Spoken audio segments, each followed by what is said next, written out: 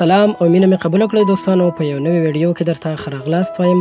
دوستانو په دې ویډیو کې تاسو سره د خوشحاله ژوند لارې چارې شریکوم په دې هیله چې ویډیو تر پایه وګورئ.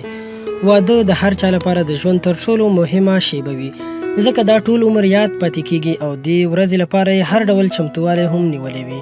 نو راځئ هغه رازونه او عادتونه درښایو چې د خوشحاله او په زړه پورې ژوند لرونکي واده کړي لري. که له دې ټولو یوازې 3 هم په تاسو کې وي نو د ژوند له ملګري سره مو اړیکه بریالۍ او ټینګه ګڼل کیدلی شي.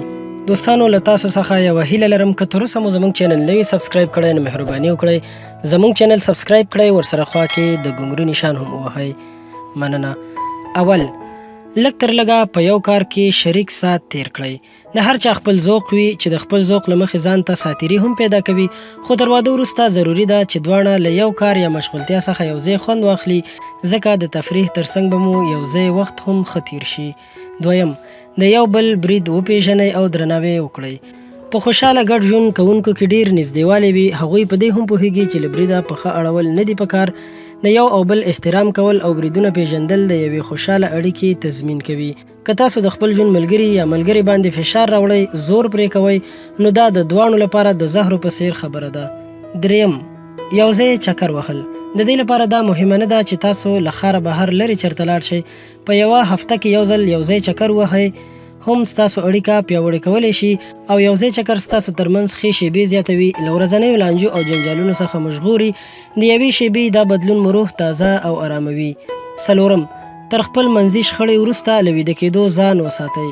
که شخړې او لانجې همداسې له پامه غورځوئ او له حل پرته یې په خپل حال همداسې پرېږدئ نو دا مو اړیکه لا پسې خرابولی شي. هوښیار کسان په خپل منځي مسایلو خبرې اترې کوي او له یو بل سره کینه نه ساتي. که تاسو شخړې او لانجې په همدغه مهال حل کړئ نو ذهن او مغز دواړه به مو آرام وي. پنځم په ورځ کې لږ تر لږه یو ځل د مینې اظهار وکړئ.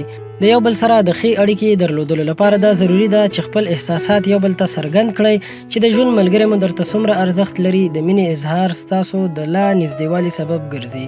شپږم یو ځای ډوډۍ وخورئ. که د ورځنیو بوختیاو له امله دا ممکنه نه وي چې یو ځای ډوډۍ وخورئ نو لږ تر لږه په ورځ کې یو ځل د شریکې ډوډۍ خوړلو هڅه وکړئ او خوند ترې واخلئ. داسې نه چې یو ځای کینئ او نور په خپل موبایل کې بوخت شئ.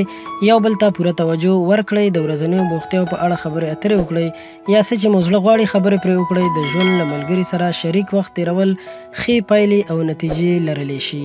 اووم د یو او بل د هیلو ملاتړ وکړئ. د ژوند د ملګري یا ملګرې د هیلو په پوره کولو کې مرسته وکړئ. دا ستاسو ترمنځ مینه زیاتوي. خوشحاله ژوند لرونکي جوړه له یو او بل څخه د هغوی د هیلو په اړه اوري. اتم پر یو بل باور وکړئ. له باور پرته اړیکه تر یو څه وخت وروسته پرې کیږي. که تاسو یو حسد کوونکي رویه لرئ نو تر اړیکې خرابېدو دمخه د دې ستونزې حل پیدا کړئ. که د ژوند ملګری یا ملګرې مو خفه کوي نو حالات وڅېړئ او د ښه کولو کوشش یې وکړئ.